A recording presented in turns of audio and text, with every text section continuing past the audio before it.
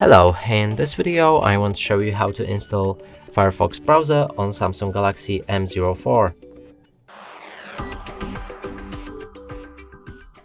And to do this, we'll need to open our Google Play Store, find Firefox in the search, and then install it.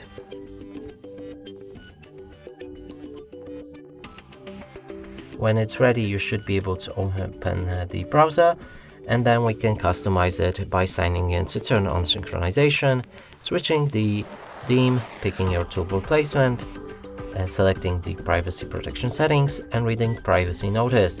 Lastly, start browsing, and here we can open any website.